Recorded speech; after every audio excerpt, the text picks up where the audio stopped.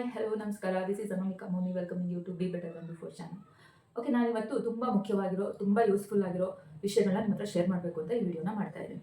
ಅದೇನಪ್ಪ ಅಂತ ತಿಳ್ಕೊಳ್ಳೋಕೆ ಮುಂಚೆ ನೀವು ಫಸ್ಟ್ ನಾನು ಈ ಹಿಂದೆ ಅಪ್ಲೋಡ್ ಮಾಡಿರುವಂಥ ವಿಡಿಯೋ ನೋಡಿಲ್ಲ ಅಂತಂದರೆ ದಯವಿಟ್ಟು ಹೋಗಿ ನೋಡ್ಕೊಂಡು ಬನ್ನಿ. ಯಾವ ವಿಡಿಯೋ ಅಂತಂದರೆ ನಮ್ಮ ತೂಕ ಜಾಸ್ತಿ ಆಗೋದಕ್ಕೆ, ಬೊಜ್ಜುತನ ಬರೋದಕ್ಕೆ ಏನು ಮುಖ್ಯ ಕಾರಣಗಳಿದ್ದಾವೆ ಆ ಕಾರಣಗಳನ್ನ ನಾನು ಲಾಸ್ಟ್ ವಿಡಿಯೋದಲ್ಲಿ ಶೇರ್ ಮಾಡಿದ್ದೀನಿ.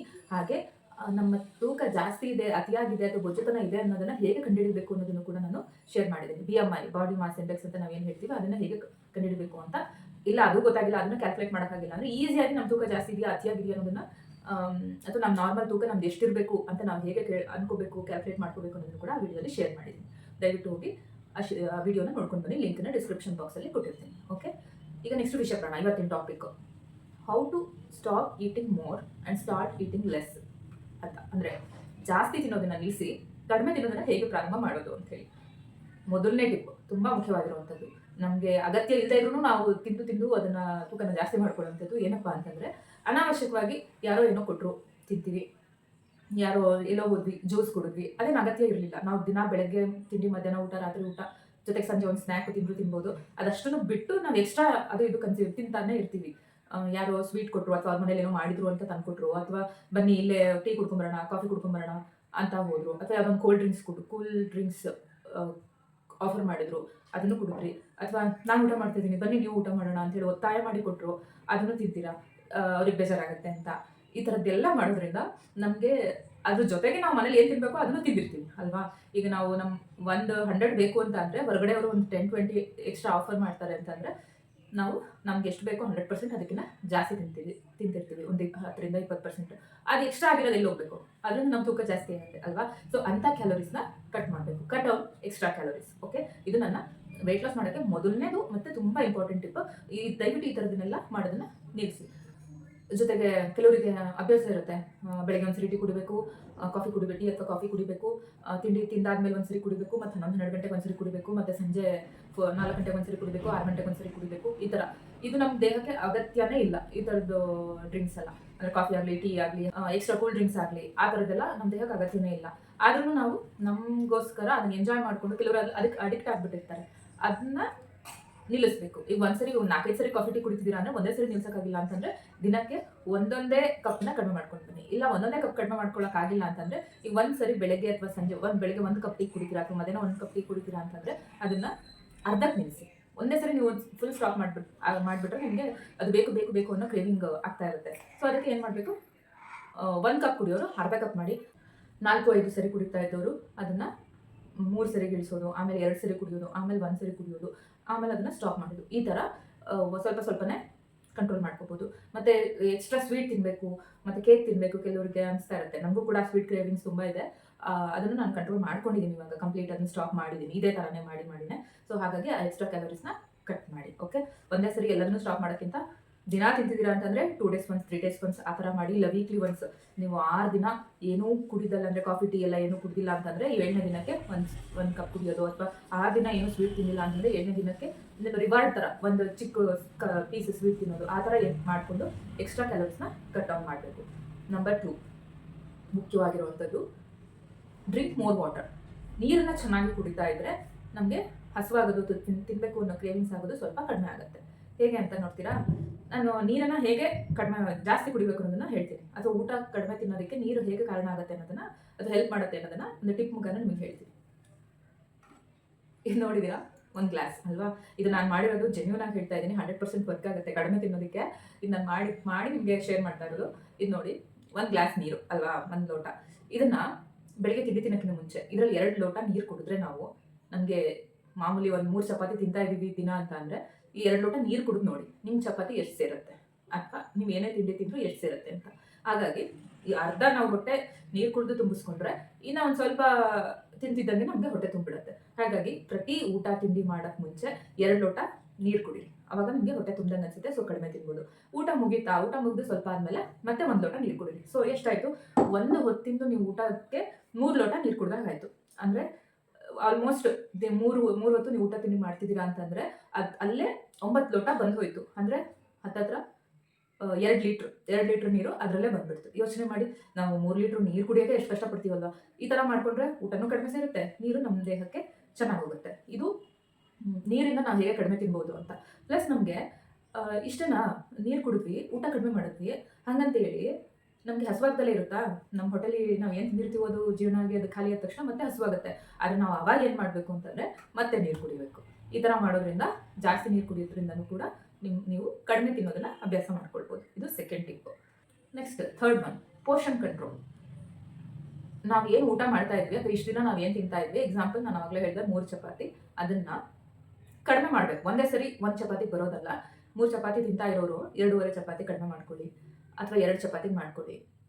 ಅದರ ಪೋರ್ಷನನ್ನು, ಈಗ ಒಂದು 2 ಸ್ಪೂನ್ ಅನ್ನ ಹಾಕೊಳ್ತಾ ಇದ್ದೀರಾ ಊಟಕ್ಕೆ ಅಂತಂದರೆ ಅದನ್ನು 1.5 ಸ್ಪೂನ್ ಮಾಡಿ, 1 ಸ್ಪೂನ್ ಮಾಡಿ, ಈ ಥರ ಪೋರ್ಷನ್ ಕಂಟ್ರೋಲ್ ಮಾಡಿ.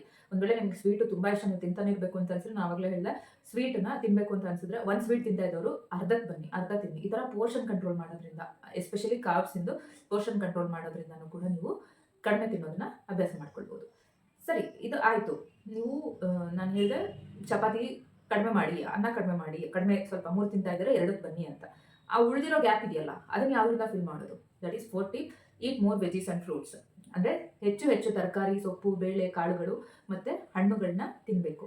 ನಾವೇನು ಪೋರ್ಷನ್ ಕಂಟ್ರೋಲ್ ಮಾಡಿದ್ವಲ್ಲ ಕಾರ್ಬ್ಸಿಂದ, ಅಂದರೆ ಅಕ್ಕಿ, ರಾಗಿ, ಗೋಧಿಯಿಂದ ನಾವೇನು, ಅಥವಾ ಅನ್ನ, ಚಪಾತಿ, ರೊಟ್ಟಿ ಆ ಥರದ್ದು ಏನು ನಾವು ತಿಂತೀವಲ್ವ, ಅದನ್ನು ನಾವು ಪೋರ್ಷನ್ ಕಂಟ್ರೋಲ್ ಮಾಡಿದ್ವಿ. ಅದ್ರ ಕ್ವಾಂಟಿಟಿಯನ್ನು ನಾವು ಕಡಿಮೆ ಮಾಡ್ಕೊಂಡಿದ್ವಿ. ಆ ಕ್ವಾಂಟಿಟಿಯನ್ನು ತರಕಾರಿ ತಿನ್ನೋದ್ರ ಮುಖಾಂತರ, ಸೊಪ್ಪು ತಿನ್ನೋದ್ರ ಮುಖಾಂತರ, ಬೇಳೆ ಕಾಳುಗಳನ್ನ ತಿನ್ನೋದ್ರ ಮುಖಾಂತರ, ಜೊತೆಗೆ ಹಣ್ಣನ್ನು ತಿನ್ನೋದ್ರ ಮುಖಾಂತರ ಅದನ್ನು ಬ್ಯಾಲೆನ್ಸ್ ಮಾಡಬೇಕು. ಅಂದರೆ ಅಕ್ಕಿ, ರಾಗಿ, ಗೋಧಿ ಅಥವಾ ಆ ಥರದ್ರ ಇದರಿಂದ ಮಾಡಿರೋ ರೊಟ್ಟಿ, ಚಪಾತಿ, ಅನ್ನ ಆ ಥರದನ್ನ ಸ್ವಲ್ಪ ಕಡಿಮೆ ಮಾಡಿ, ಆ ಸ್ವಲ್ಪ ಗ್ಯಾಪನ್ನು ನೀವು ತರಕಾರಿ, ಸೊಪ್ಪು, ಬೇಳೆ ಕಾಳುಗಳನ್ನ ತಿನ್ನೋದ್ರಿಂದ ಬ್ಯಾಲೆನ್ಸ್ ಮಾಡ್ಕೋಬೇಕು, ಹಣ್ಣುಗಳನ್ನೆಲ್ಲ ತಿನ್ನೋದ್ರಿಂದ. This is 4th tip. Okay, 5th one ನೋಡೋಣ. ತುಂಬ ನಗು ತರಿಸ್ಬೋದು. ಈ ಬೌಲ್ ನೋಡ್ತಿದ್ದೀರಾ ಅಲ್ವಾ, ಇದು ಚಿಕ್ಕ ಬೌಲ್. ಓಕೆ, ಇದು ಮೂರ್ತಿ ಚಿಕ್ಕದಾದ್ರೂ ಕೀರ್ತಿ ದೊಡ್ಡದು ಅಂತಾರಲ್ಲ, ಆ ಥರ ತುಂಬ ಒಳ್ಳೆ ಕೆಲಸ ಮಾಡುತ್ತೆ. ಏನು ಅಂತ ಅಂದರೆ, ನೀವೀಗ ಊಟಕ್ಕೆ ಬಡಿಸ್ಕೋಬೇಕು, ಅನ್ನ ಹಾಕೋಬೇಕು. ಈ ಕಪ್ಪನ್ನ ಯೂಸ್ ಮಾಡಿ 1 ಕಪ್ ಅನ್ನ ತಗೊಳ್ಳಿ. ಈ ಕಪ್ಪನ್ನ ಯೂಸ್ ಮಾಡಿ 1 ಕಪ್ ಸಾಂಬಾರು. ಈ ಕಪ್ಪನ್ನ ಯೂಸ್ ಮಾಡಿ ಇನ್ನೊಂದು ಕಪ್ ಪಲ್ಯ, ಅಂದರೆ ಸೊಪ್ಪು ತರಕಾರಿದು ಪಲ್ಯ. ಈ ಕಪ್ಪನ್ನ ಯೂಸ್ ಮಾಡಿ ಇನ್ನೊಂದು ಬೇಳೆ ಕಾಳುಗಳಿಂದ ಮಾಡಿರುವಂಥ ಪಲ್ಯ. ಈ ಒಟ್ಟು ಏನೇ ತೊಗೊಂಡ್ರು ಈ ಕಪ್ಪನ್ನು ತೊಗೊಳ್ಳಿ, ತಟ್ಟೆ ತುಂಬಿಸ್ಕೊಳ್ಳಿ. ಅಂದರೆ ಇದಕ್ಕಿಂತ ಜಾಸ್ತಿ ನೀವು ತಿನ್ನೋದು ಬೇಡ ಅಂತ ನಿಮಗೆ ನೀವೇ ಒಂದು ತಲೆಯಲ್ಲಿ ಒಂದು ಕಾಷನ್ ಕೊಟ್ಕೋಬೇಕು, ಒಂದು ರೂಲ್ಸ್ ಫಾರ್ಮ್ ಮಾಡ್ಕೋಬೇಕು ನಿಮ್ಮ ತಲೆಯಲ್ಲಿ ನೀವೇ. ಅದಕ್ಕೆ ನನಗೆ ರೈಸ್ ಊಟ ಮಾಡಬೇಕಾ, ಆ ಬೌಲಲ್ಲಿ ತಿನ್ನಬೇಕು. ಆ ಥರ ಚಪಾತಿ ತಿನ್ನಬೇಕಾ, ರೊಟ್ಟಿ ತಿನ್ನಬೇಕಾ, 1 ಅಥವಾ 2 ನಿಮ್ಗೆ ಎಷ್ಟು ಬೇಕೋ ಅಷ್ಟು, ನಾನು ಇಷ್ಟೇ ತಿನ್ನಬೇಕು ಅಂತ ನಿಮಗೆ ಮುಂಚೆನೇ ಗೊತ್ತಿರಬೇಕು. ಅದು ಎಷ್ಟೇ ಟೇಸ್ಟಿ ಆಗಿರಲಿ, ಎಷ್ಟೇ ರುಚಿಯಾಗಿರುವಂಥದ್ದು ನಿಮಗೆ ಫೇವ್ರೆಟ್ ತಿಂಡಿ ಊಟ ಆಗಿರಲಿ, ನೀವು ಇಷ್ಟೇ ತಿನ್ನಬೇಕು ಅಂತ ನೀವು ರೂಲ್ಸ್ ಮಾಡಿಕೊಂಡು ಆ ಬೌಲನ್ನ ನಿಮಗೆ ಉಪಯೋಗ ಆಗೋಗೆ ಎಫೆಕ್ಟಿವ್ ಆಗಿ ಯೂಸ್ ಮಾಡಬೇಕು. ಇದು 5th ಟಿಪ್. ಇನ್ನು ನೆಕ್ಸ್ಟ್ 6th ಟಿಪ್ಪಿಗೆ ಬರೋಣ, ಆಯಿತಾ? ನಾನು ಆವಾಗಲೇ ಹೇಳಿದೆ 5th ಅಲ್ಲಿ ಇಷ್ಟಕ್ಕೆ ನಿಲ್ಲಿಸಬೇಕು ಅಂತ. ನಾನು ಇದು 6th ಟಿಪ್ ಏನಪ್ಪ ಅಂತಂದರೆ, never ever get second serving. ನಿಮ್ಗೆ ಇವಾಗ ಏನು ಬಡಿಸ್ಕೊಂಡಿದ್ದೀರಾ ಒಂದು ಸರಿ ತಟ್ಟೆಗೆ, ಆ ತಟ್ಟೆಲಿ ಏನು ಬಡಿಸ್ಕೊಂಡಿದ್ದೀರಾ ಅದಷ್ಟೇ. ನಿಮ್ಗೆ ಎಷ್ಟೇ ತಿನ್ನಬೇಕು ಅನಿಸಿದ್ರು, ಏನೇ ಮಾಡಬೇಕು ಅನಿಸಿದ್ರು, 2ನೇ ಸರಿ ಸೆಕೆಂಡ್ ಟೈಮ್ ನೀವು ಹೋಗ್ಬಿಟ್ಟು ಅದಕ್ಕೆ ಹಾಕೊಂಡು ಬರೋಕ್ಕೆ ಹೋಗಲೇಬೇಡಿ. ಈ ಸೆಕೆಂಡ್ ಸರ್ವಿಂಗ್ನ ನೀವು ಸ್ಟಾಪ್ ಮಾಡಿದ್ರೆ ಎಷ್ಟೋ ಕ್ಯಾಲರೀಸ್ ಇದರಿಂದನೇ ಕಡಿಮೆ ಆಗುತ್ತೆ, ನಮ್ಮ ತೂಕನ ನಾವು ಕಡಿಮೆ ಮಾಡ್ಕೊಳ್ಬೋದು. ಈ ಥರದ್ದು ಚಿಕ್ಕ ಟಿಪ್ ಎಷ್ಟು ಎಫೆಕ್ಟಿವ್ ಆಗುತ್ತೆ ಅಂದರೆ, ನೀವು ಮಾಡಿ ನೋಡಿದ್ಮೇಲೆ ನಿಮ್ಗೆ ಅದ್ರದ್ದು ಅರಿವು ಬರೋದು. ಸೊ ಈ ಸೆಕೆಂಡ್ ಸರ್ವಿಂಗ್ಸ್ನ ತಗೊಳ್ಳದೆ ಇರೋದ್ರಿಂದ ಕೂಡ ನಿಮ್ಮ ತೂಕನ ನೀವು ಕಡಿಮೆ ಮಾಡ್ಕೊಳ್ಬೋದು ಅಥವಾ ಕಡಿಮೆ ತಿನ್ಬೋದು. ಓಕೆ, ನೆಕ್ಸ್ಟ್ ಬರೋಣ 7th one, cut down oil. ಅಂದರೆ ನೀವು ಅಡುಗೆ ಮಾಡುವಾಗ ಅಥವಾ ನೀವು ಊಟಕ್ಕೆ ನೀವು ಏನು ತಯಾರಿ ಮಾಡ್ತೀರೋ ಅಥವಾ ಅಡುಗೆ ಮಾಡುವಾಗ ಕಡಿಮೆ ಎಣ್ಣೆಯನ್ನು ಬಳಸೋದು. ನಿಮ್ಗೆಲ್ಲರಿಗೂ ಗೊತ್ತಿರ್ಬೋದು, ಕಾರ್ಬೋಹೈಡ್ರೇಟ್ಸ್ ಅಥವಾ ಪ್ರೋಟೀನು ಅಥವಾ ಫೈಬರ್ ಎಲ್ಲದಕ್ಕಿಂತ ಜಾಸ್ತಿ ಕ್ಯಾಲರೀಸ್ ಇರೋದು ಎಣ್ಣೆ ಅಂಶ, ಕೊಬ್ಬಿನ ಅಂಶದಲ್ಲಿ ಆಲ್ಮೋಸ್ಟ್ ಡಬಲ್ಗಿಂತನೂ ಜಾಸ್ತಿ. ಹಾಗಾಗಿ ನೀವು 1 ಸ್ಪೂನ್ ಎಣ್ಣೆ ಹಾಕಿದ್ರೆ ಅದರಲ್ಲೇ 100 ಕ್ಯಾಲರೀಸ್ ಬಂತು. ನಿಮಗೆ ತುಂಬ ಇಷ್ಟ ಅಂತೇಳಿ ದೋಸೆ ಮಾಡಿಕೊಂಡು ಆ ದೋಸೆಗೆ ಮೇಲ್ಗಡೆ ತುಪ್ಪ ಅಥವಾ ಎಣ್ಣೆ ಹಾಕೋಬೇಕು, ಇಲ್ಲ ಅಂತ ನಾನು ಹೇಳ್ತಿಲ್ಲ, ಬಟ್ ಜಾಸ್ತಿ ಹಾಕ್ಕೊಂಡು ಜೊತೆಗೆ ಚಟ್ನಿ ಮಾಡ್ಕೊತೀರಾ, ಆ ಚಟ್ನಿಗೂ ಒಗ್ಗರಣೆ ಹಾಕೋದು, ಅದರಲ್ಲೇ ಎಕ್ಸ್ಟ್ರಾ ಆಯಿಲ್ ಆಯಿತು. ಈ ಥರ ಎಣ್ಣೆಯನ್ನು ನಾವು, ಅಥವಾ ಕೊಬ್ಬಿನ ಅಂಶ, ಎಣ್ಣೆ, ತುಪ್ಪ, ಬೆಣ್ಣೆ ಯಾವ್ದಾರು ಆಗಿರಲಿ, ಅತಿಯಾಗಿ ಬಳಸೋದನ್ನು ನಿಲ್ಲಿಸಬೇಕು. ಎಕ್ಸಾಂಪಲ್, ಇವಾಗ ಎಷ್ಟು ರುಚಿಯಾಗಿರೋ ತರಕಾರಿ ಪಲ್ಯ ಎಲ್ಲ ಮಾಡ್ತೀವಿ, ಈ ಚಪಾತಿಗೆ ಅಥವಾ ದೋಸೆಗೆ ಎಕ್ಸ್ಟ್ರಾ ಎಣ್ಣೆ ಬೇಕಾ? ಅವಶ್ಯಕತೆ ಇಲ್ಲ ಅನ್ಕೊಳ್ತೀನಿ. ಎಸ್ಪೆಷಲಿ ಅತಿಯಾಗಿ ತೂಕ ಅಥವಾ ಅತಿಯಾಗಿ ಬೊಜ್ಜುತನದಿಂದ ಬಳಲ್ತಾ ಇರೋರು ಇದನ್ನ ಖಂಡಿತ ಫಾಲೋ ಮಾಡಲೇಬೇಕು. ಆಯಿಲ್ ಪ್ರಮಾಣನ ಕಡಿಮೆ ಬಳಸಬೇಕು. ನಮ್ಮ WHO ಗೈಡ್ಲೈನ್ಸ್ ಪ್ರಕಾರ ನಾವು 1 ತಿಂಗಳಿಗೆ ಒಬ್ಬ ವ್ಯಕ್ತಿಗೆ 500 ml, ಅರ್ಧ ಲೀಟರ್ ಎಣ್ಣೆನ ಮಾತ್ರ ಬಳಸಬೇಕಂತೆ. ಅಂದರೆ ಒಂದು ಫ್ಯಾಮಿಲಿಯಲ್ಲಿ 4 ಜನ ಇದ್ದಾರೆ, ನಮ್ಮನೇಲಿ 4 ಜನ ಇದ್ದಾರೆ, ಆ 4 ಜನಕ್ಕೆ ನಾವು ತಿಂಗಳಲ್ಲಿ ಕೇವಲ 2 ಲೀಟ್ರು ಎಣ್ಣೆನ ಉಪಯೋಗಿಸ್ಬೇಕು. ನಮ್ಮ ಊಟ ತಿಂಡಿಯಲ್ಲಿ ನಾವು ಅಡುಗೆ ಮಾಡುವಾಗ ಅಥವಾ ಅಡುಗೆ ಮಾಡಿಸೋವಾಗ ಮೇಲಾದರೆ ಅಂದರೆ ಗಂಡಸರಾದರೆ ಅಡುಗೆ ಮಾಡಿಸೋವಾಗ ಎಣ್ಣೆ ಕಡಿಮೆ ಬಳಸು ಅಂತ ಹೇಳೋದ್ರಿಂದ, ಅಥವಾ ನಾವು ಅಡುಗೆ ಮಾಡುವಾಗ ಹೆಣ್ಮಕ್ಳು ಸ್ವಲ್ಪ ಎಣ್ಣೆನ 3 ಸ್ಪೂನ್ ಹಾಕೋದ್ರಲ್ಲಿ ಹಾಕೋ ಜಾಗದಲ್ಲಿ 2 ಸ್ಪೂನ್ ಎಣ್ಣೆ ಹಾಕೋದು, ಅಥವಾ ದೋಸೆ ಮಾಡುವಾಗ ಒಂದು ಚೂರೇ ಎಣ್ಣೆ ಹಾಕಿ ಮಾಡುವಂಥದ್ದು, ಇದೆಲ್ಲ ಮಾಡೋದ್ರಿಂದ ಎಣ್ಣೆನ ನಾವು ಅಡುಗೆಯಲ್ಲಿ ಕಡಿಮೆ ಬಳಸ್ಬೋದು. ಅದರಿಂದ ಕೂಡ ನಮ್ಮ ತೂಕನ ನಾವು ಕಡಿಮೆ ಮಾಡ್ಕೊಳ್ಬೋದು. ಇನ್ನೊಂದು ಮುಖ್ಯವಾಗಿರೋ ಟಿಪ್, 8th ಟಿಪ್ ಅಂತ ಅಂದರೆ ನಿಧಾನವಾಗಿ ಊಟ ಮಾಡುವಂಥದ್ದು. ಹೇಗೆ ಅಂತ ಅಂದರೆ, ಒಂದು ತುತ್ತನ್ನ ನೀವು ಬಾಯಲ್ಲಿ ತಿನ್ಬೇಕಂದ್ರೆ ಎಷ್ಟು ಸರಿ ಜಗಿಬೇಕಪ್ಪ ಅಂದ್ರೆ 32 ಸರಿ ಜಗಿಬೇಕಂತ ಹೇಳ್ತಾರೆ. ಜಗಿಯೋದು ಅಥವಾ ಅಗಿಯೋದು, ಆ ಬಾಯಲ್ಲೇ ಪೇಸ್ಟ್ ಆಗ್ಬಿಡ್ಬೇಕು. ನಮ್ಮ ಡೈಜೆಷನ್ ಎಲ್ಲಿಂದ ಶುರುವಾಗುತ್ತೆ? ನಾವೆಲ್ಲರೂ ಅನ್ಕೊಂತೀವಿ ಊಟ ಮಾಡ್ತೀವಿ ಹೊಟ್ಟೆಯಿಂದ ಶುರುವಾಗುತ್ತೆ ಅಂತ. ಆದರೆ ನಮ್ಮ ಡೈಜೆಷನ್ ಸ್ಟಾರ್ಟ್ ಆಗೋದು ಬಾಯಿಯಿಂದ. ಬಾಯಲ್ಲಿರೋ ಜೊಲ್ಲರಸ ಅಥವಾ ಸಲೈವ ಅಂತ ಏನು ಕರಿತೀವಿ, ಅದರಿಂದಾನೇ ಶುರುವಾಗೋದು. ನಾವು ಫಸ್ಟ್ ಬಾಯಿಗೆ ಹಾಕಿದ ತಕ್ಷಣ ಚೆನ್ನಾಗಿ ಜಗ್ದು ಅಲ್ಲೇ ಪೇಸ್ಟ್ ಆಗಬೇಕು. ಆ ಸಲೈವ ಏನಿದೆ ಅದು ಸೆಕ್ರೆಟ್ ಆಗಿ ಬಾಯಲ್ಲಿ ಏನು ಪೇಸ್ಟ್ ಮಾಡುತ್ತೆ ಅದು ಈಸಿಯಾಗಿ ಒಳಗಡೆ ಹೋಗಿ ಆಮೇಲೆ ಅದು ಹೊಟ್ಟೆಲಿ ಡೈಜೆಷನ್ ಸ್ಟಾರ್ಟ್ ಆಗುತ್ತೆ. ಅದು ಎಷ್ಟು ಸರಿ ಜಗಬೇಕು ಅಂದ್ರೆ 32 ಸರಿ ನಾನು ಹೇಳಿದೆ. ಇದರಿಂದ ಏನು ಹೆಲ್ಪ್ ಆಗುತ್ತೆ ಅಂದರೆ, ಒಂದು ನೀವು ತಿನ್ನೋದು ನಿಧಾನ ಆಗುತ್ತೆ, ಸೊ ಜಾಸ್ತಿ ತಿನ್ನಬೇಕು ಅಂತ ಅನ್ಸಲ್ಲ, ಮತ್ತು ಡೈಜೆಷನ್ ಕೂಡ ಇಂಪ್ರೂವ್ ಆಗುತ್ತೆ. ಆಯಿತಾ? ಇದು ಒಂದು 8th ಟಿಪ್. ಇದನ್ನು ಖಂಡಿತ ಫಾಲೋ ಮಾಡಿ. ಇದನ್ನು ಹೇಗೆ ಎಫೆಕ್ಟಿವ್ ಆಗಿ ಫಾಲೋ ಮಾಡ್ಬೋದು ಅಂತಂದರೆ, ರೀಸೆಂಟಾಗಿ ನಾನು ನೋಡಿದ್ದು, ಒಂದು ಚಪಾತಿ ಇರುತ್ತೆ ಅಂದ್ಕೊಳ್ಳಿ, ಅದನ್ನ ನಾವು ಕಡಿಮೆ ಹೆಂಗೆ ತಿನ್ನಬೇಕು? ನಾವೇನು ಮಾಡ್ತೀವಿ, ಒಂದು 4-5 ಪೀಸ್ ಮಾಡ್ಕೊಂಡು ಪಲ್ಯ ಜಾಸ್ತಿ ಹಾಕೊಂಡು ಬಾಯಿ ತುಂಬ ತಿನ್ಕೊಂಡು ತಿಂತೀವಿ. ಹಾಗಲ್ಲ, ಆ ಚಪಾತಿನ ಒಂದು 20-30 ಪೀಸ್ ಮಾಡ್ಕೊಳ್ಳಿ. ಒಂದಿಷ್ಟು ಸಣ್ಣ ಪೀಸ್ ಆಗುತ್ತೆ. ಆ ಪೀಸಿನ ಜೊತೆಗೆ ಪಲ್ಯ ಜಾಸ್ತಿ ಹಚ್ಕೊಂಡು ತಿನ್ನಿ. ಫೈಬರು ಜಾಸ್ತಿ ಹೋಯ್ತು, ಪಲ್ಯ ಕಾಳುಗಳು ಜಾಸ್ತಿ ಹೋಯ್ತು, ಜೊತೆಗೆ ಚಪಾತಿನೂ 2-3 ತಿನ್ನೋಷ್ಟೊತ್ತಿಗೆ, ನಾವು ತಿನ್ನೋ ಕಡೆ 1-1.5 ತಿನ್ನೋಷ್ಟೊತ್ತಿಗೆ ನಮಗೆ ಹೊಟ್ಟೆ ತುಂಬಾ ಸುಸ್ತಾಯ್ತಪ್ಪ ಅಂತ ಅನ್ಸುತ್ತೆ. ಅದು ಕೂಡ ಒಂದು ಮುಖ್ಯವಾದ ಟಿಪ್ಪು. ಜೊತೆಗೆ ಇನ್ನೊಂದು ಏನು ಅಂತಂದರೆ, ನಾವು ಬೇಗ ತಿನ್ನೋದ್ರಿಂದ ನಮ್ಮ ಹೊಟ್ಟೆ ತುಂಬಿದೆ ಅಂತ ನಮ್ಮ ಬ್ರೈನಿಗೆ ಸಿಗ್ನಲ್ ಹೋಗೋದು ಸ್ವಲ್ಪ ತಡ ಆಗುತ್ತೆ. ಅಂದರೆ ನಿಮ್ಮ ಹೊಟ್ಟೆ ತುಂಬಿ ಒಂದು ಸ್ವಲ್ಪ ಹೊತ್ತು ಆದ್ಮೇಲೆ ನಿಮ್ಮ ಬ್ರೈನಿಗೆ ಹೌದು ಹೊಟ್ಟೆ ತುಂಬಿದೆ ಅನ್ಸುತ್ತೆ. ನೀವು ಅಬ್ಸರ್ವ್ ಮಾಡಿ, ತುಂಬ ಹಸಿವಾಗಿರುತ್ತೆ, ನಮ್ಗೆ ಊಟ ಮಾಡಬೇಕು ಅಂತ ಅಂದ್ಕೊಂಡು ಬರ್ತೀವಿ, ಎಷ್ಟು ಬೇಗ ತಿನ್ಬಿಡ್ತೀವಿ ಅಂತ ಗಬ ತಿನ್ಕೊಂಡ್ಬಿಡ್ತೀವಿ. ಅವಾಗ ನಮಗೆ ಒಂಥರ ಹೆವಿ ಫೀಲ್ ಆಗುತ್ತೆ. ಯಾಕೆಂದರೆ ನಮ್ಗೆ ಎಷ್ಟು ಬೇಕೋ ಅಗತ್ಯಕ್ಕಿಂತ ಜಾಸ್ತಿ ತಿಂದಿರ್ತೀವಿ. ಅದು ನಮ್ಗೆ ರಿಯಲೈಸೇ ಆಗಿರೋದಿಲ್ಲ. ಯಾವಾಗ ಅನ್ಸೋದು, ತಿಂದು ಸ್ವಲ್ಪ ಹೊತ್ತು ಆದಮೇಲೆ ಒಂದು 5-10 ನಿಮಿಷ ಆದಮೇಲೆ ಇವು ತುಂಬ ಊಟ ಹೆವಿ ಆಯಿತು ಅಂತೀವಿ. ಓಕೆ, ಇದಿಷ್ಟನ್ನು ನೀವು ಮಾಡಿದ್ರೆ, ಆಲ್ಮೋಸ್ಟ್ ಇದಿಷ್ಟನ್ನು ನೀವು ಮಾಡಿದ್ರೆ ನಿಮ್ಗೆ ಎಷ್ಟೋ ನೀವು ತಿನ್ನೋದನ್ನು ನೀವು ಕಂಟ್ರೋಲ್ ಮಾಡ್ಕೊಳ್ಬೋದು. ನಾನು ಇವಾಗ ನಿಮ್ಮ ಹತ್ರ ಶೇರ್ ಮಾಡಿದ್ದು ಅಟ್ ಪ್ರೆಸೆಂಟ್ ನಾನು ಈಗಲೂ ಕೂಡ ಮಾಡ್ತಾ ಇರೋದನ್ನೇ ನಾನು ನಿಮ್ಮ ಹತ್ರ ಶೇರ್ ಮಾಡ್ತಾ ಇರೋದು. ಏನು, ನೀರು, ಊಟ ತಿಂಡಿಗಿಂತ ಮುಂಚೆ ನೀರು ಕುಡಿಯೋದು. ನೀವು ನಂಬ್ತಿರೋ ಬಿಡ್ತಿರೋ, ಅದು ಒಂದು ಟಿಪ್ಪಿಂದ ನನಗೆ 1 ಮಂತಲ್ಲೇ 6 to 7 kgs ವೆಯ್ಟ್ ಲಾಸ್ ಆಗಿತ್ತು. ಅಂದರೆ ನಾನು ಹಾಸ್ಟೆಲಿಗೆ ಹೋದಾಗ ಎಲ್ಲ ಅಲ್ಲಿರೋ ಹೆಣ್ಮಕ್ಳಿಗಿಂತ, ಅಂದರೆ ಸ್ಟೂಡೆಂಟ್ಸ್ ಎಷ್ಟು ಜನ ಇದ್ರೋ ಟ್ರೈನಿಂಗಿಗೆ ಅಂತ ಹಾಸ್ಟೆಲಿಗೆ ಹೋದಾಗ, ಸ್ಟೂಡೆಂಟ್ಸ್ ಎಷ್ಟು ಜನ ಇದ್ರೋ ಅಷ್ಟು ಜನಕ್ಕಿಂತ ತೂಕ ನಂದು ಜಾಸ್ತಿ ಇತ್ತು. ವೇಯಿಂಗ್ ಸ್ಕೇಲ್ ಮೇಲೆ 10 ನಿಂತ್ಕೊಂಡ ತಕ್ಷಣ ಎಲ್ಲರೂ ಓ ಅಂತ ಕಿರಿಸ್ಬಿಟ್ಟಿದ್ರು. 65 kgs. ಆವಾಗಿನ ಏಜ್ಗೆ ಅದು ಜಾಸ್ತಿನೇ. ಇವಾಗಲೂ 65 ಅಂದ್ಕೊಂಡ್ರು ಆವಾಗಿನ ಏಜ್ಗೆ ಅದು ಜಾಸ್ತಿನೇ. ಆಯಿತಾ? ಎಲ್ಲರೂ ಹಂಗೆ ಅಂದರು ಅಂದ ತಕ್ಷಣ, ಅವಾಗ ಎಷ್ಟು 18 ವರ್ಷ ಇರ್ಬೋದೇನೋ ಅಷ್ಟೇ. ಹಂಗಂದ ತಕ್ಷಣ ನನಗೆ ಬೇರೆ ಏನೂ ಗೊತ್ತಿರಲಿಲ್ಲ, ಯಾವುದ್ರ ಬಗ್ಗೆನೂ ನಾಲೆಡ್ಜ್ ಇರಲಿಲ್ಲ. ಬಟ್ ನನಗೆ ಊಟ ಕಡಿಮೆ ಮಾಡಬೇಕು ಅಂತ ಅಷ್ಟು ಗೊತ್ತಿತ್ತು. ಆ ಊಟ ಕಡಿಮೆ ಮಾಡೋದಕ್ಕೆ, ಹಸು ಕಡಿಮೆ ಮಾಡೋದಕ್ಕೆ ಏನು ಮಾಡಬೇಕು, ಹೊಟ್ಟೆ ತುಂಬಿಸ್ಕೋಬೇಕು ನೀರಿಂದ ಅಂತೇಳಿ ನೀರು ಜಾಸ್ತಿ ಕುಡಿತಾ ಇದ್ದೆ. ಇದರಿಂದ ನಾನು 65 ಇದ್ದಿದ್ದು 58 or 59 kgs ಬಂದಿದೆ 1 ಮಂತಲ್ಲಿ. ಎಷ್ಟಾಯ್ತು ಅಲ್ಲಿಗೆ? 6 to 7 kgs ಆಲ್ಮೋಸ್ಟ್ ಲಾಸ್ ಆಗಿತ್ತು. ಇಷ್ಟೇ ನಿಮಗೂ ಆಗಬೇಕು ಅಂತ ಅಲ್ಲ, ಜೊತೆಗೆ ಅದು ಊಟನೂ ಕಡಿಮೆ ಮಾಡಿದ್ದು. ಹಾಸ್ಟೆಲಲ್ಲಿ ಎಕ್ಸ್ಟ್ರಾ ಫುಡ್ ಎಲ್ಲ ಇರ್ತಿರ್ಲಿಲ್ಲ, ಎಕ್ಸ್ಟ್ರಾ ತಿಂಡಿ ತಿನ್ನೋದು ಆ ಥರ ಜಂಕ್ ಅವೆಲ್ಲ ಇರ್ತಿರ್ಲಿಲ್ಲ. ಸೊ ಅದರಿಂದನೂ ಕಡಿಮೆ ಆಗಿರ್ಬೋದು. ಬಟ್ ಇದು ತುಂಬಾ, ಮತ್ತು ಇದೇ ಥರ ನಾನು ಸೆಕೆಂಡ್ ಟೈಮು ಕೂಡ ಮಾಡಿದ್ದೀನಿ.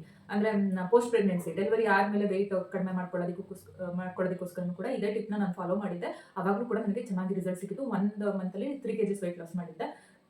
ಎಷ್ಟು ಕೆ ಜಿ ವೆಯ್ಟ್ ಲಾಸ್ ಆಗುತ್ತೆ ಅನ್ನೋದಕ್ಕಿಂತ, ಒಂದು ನಿಮ್ಮ ಬಾಡಿ ಹೈಡ್ರೇಟ್ ಆಗಿರುತ್ತೆ, ನೀರಿನ ಅಂಶ ನಿಮ್ಮ ದೇಹಕ್ಕೆ ಎಷ್ಟು ಬೇಕೋ ಅಷ್ಟು ಚೆನ್ನಾಗಿರುತ್ತೆ, ಜೊತೆಗೆ ನೀವು ಹೆಚ್ಚು ನೀರು ಕುಡಿತಾ ಇರ್ತೀರಾ, ಜೊತೆಗೆ ಕಡಿಮೆ ತಿನ್ನೋದ್ರಿಂದ ಕೂಡ ತೂಕ ಕಡಿಮೆ ಮಾಡ್ಕೊಳ್ಬೋದು. ಇದು ತುಂಬಾ ಮುಖ್ಯವಾಗಿರುವಂಥದ್ದು. ಇದರದೆಲ್ಲ ನಾನು ಎಷ್ಟು ಸ್ಟೆಪ್ಗಳನ್ನ 7 ಟಿಪ್ಸ್ನ ನಾನು ಕೊಟ್ಟಿದ್ದೀನಿ. ಇದನ್ನೆಲ್ಲ ಖಂಡಿತ ಫಾಲೋ ಮಾಡಿ. ಇದ್ರ ಜೊತೆಗೆ ನಾನು ಇಷ್ಟು ಹೇಳಿದ್ನಲ್ಲ, ಎಲ್ಲನೂ ಒಂದೇ ಸರಿ ಮಾಡೋಕ್ಕೆ ಹೋಗಬೇಡಿ. ಗೋ ಸ್ಲೋ, ಅಂದರೆ ನಿಧಾನವಾಗಿ ಫಾಲೋ, ಇದನ್ನು ಒಂದೊಂದನ್ನೇ ನಿಮ್ಮ ಲೈಫಲ್ಲಿ ಅಳವಡಿಸ್ಕೊಳ್ಬೇಕು. ಫಸ್ಟು ನೀರು ಕುಡಿಯಿರಿ, ನೀರು ಜಾಸ್ತಿ ಕುಡಿರಿ. ಊಟ ತಿಂಡಿ ಮಾಡೋಕ್ಕಿಂತ ಮುಂಚೆ ನೀರು ಕುಡಿರಿ ಅಂತ ನಾನು ಹೇಳಿದೆ. ಅದನ್ನು ಫಾಲೋ ಮಾಡಿ, ಸ್ಟಾರ್ಟ್ ಅದರಿಂದ ಮಾಡಿ. ಅದನ್ನು ನೀವು ಶುರು ಮಾಡಿದ ತಕ್ಷಣ ನಿಮ್ಗೆ ಏನು ಅನಿಸುತ್ತೆ, ಊಟ ಕಡಿಮೆ ಮಾಡಬೇಕು ಅಂತ ತಾನಾಗೆ ಆಟೋಮೆಟಿಕ್ಕಾಗಿ ಅನಿಸುತ್ತೆ.